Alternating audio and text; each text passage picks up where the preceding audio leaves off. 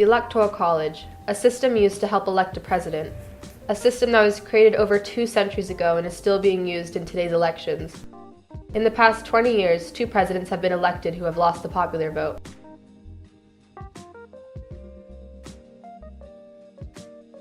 David Gutfeld, social studies teacher, Sir Francis Drake High School. What is your opinion on the Electoral College?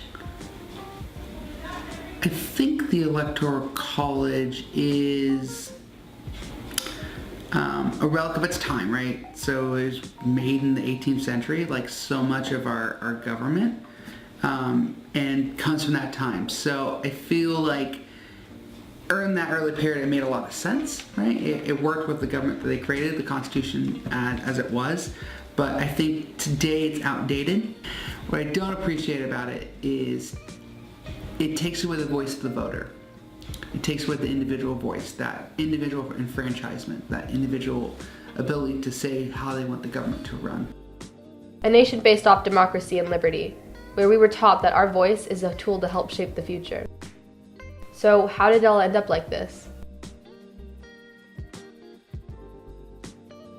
Created by the Founding Fathers, the Electoral College system was created as a compromise between electing a president by a vote in Congress and electing a president by the votes of U.S. citizens.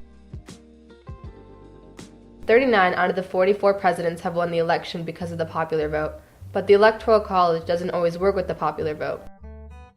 Our first president to lose the popular vote, John Quincy Adams. But he wasn't the only president not elected by the popular vote. Rutherford B. Hayes, our 19th president. Benjamin Harrison, the 23rd president. George W. Bush, the 43rd president. Not all of these were poor decisions by the Electoral College, but some of the presidents made poor decisions after. Hayes ending Reconstruction, Bush invading Iraq. But how can we forget about the newest addition to the list? The United States of America is a democratic republic, meaning we are a democracy-based society. One would think we would use our democratic process when choosing the leader of our country, but we don't. A democracy is where the power lies with the people. But it isn't up to the people when voting for a president. In fact, a group of over 500 people get to do it. It's all about getting enough electoral college votes to win rather than people actually having their voices heard as a vehicle for government. Back in the day, it was a marvelous system, as it gave smaller states a voice, but now it gives each person an unequal amount of power. Does the Electoral College give small states a voice?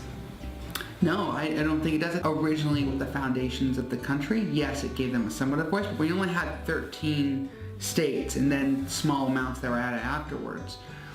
The small states had a little bit more bargaining power and they could kind of unify, but at this point, right, we think about small states like Wyoming and Vermont, Montana, North Dakota, South Dakota, even some smaller ones like New Mexico. They don't have any power. They're powerless. If you add up a variety of states together, say 10 states, they barely get to this, I think the states I just mentioned. They don't even have enough electoral votes to be like the state of Michigan.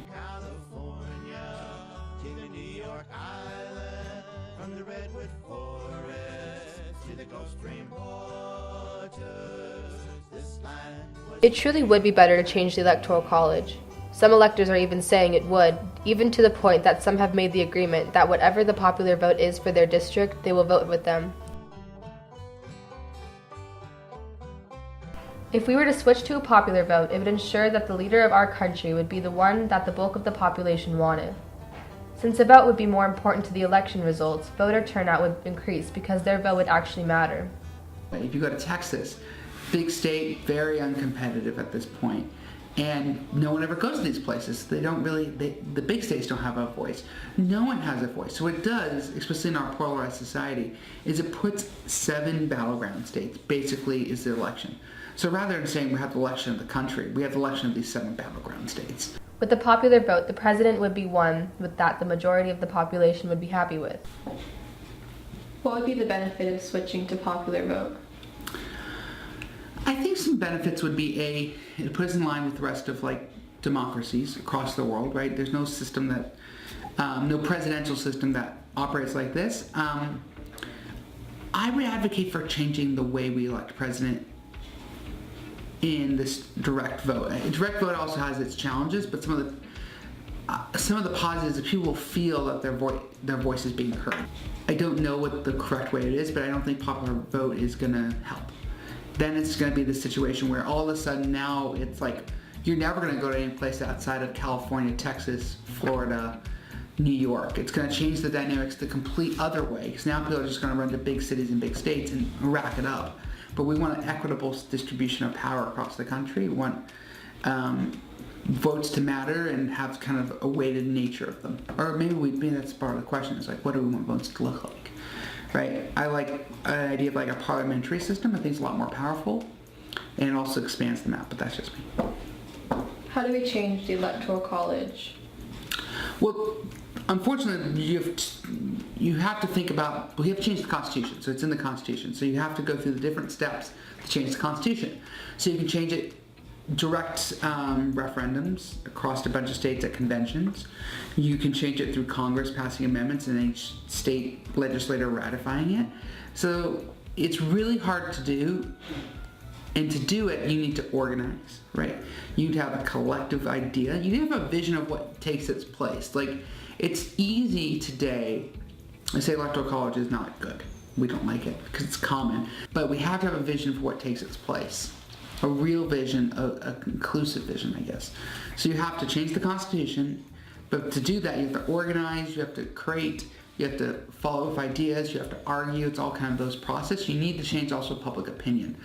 Because anytime that kind of a massive change, you have all these different communities that will be very, very upset. People will lose power in this system. And that changes a lot of the way the government works. So you've got to also have a huge amount of buy-in. You've got a huge, overwhelming support. Otherwise, it's going to be very chaotic and could lead to some unrest.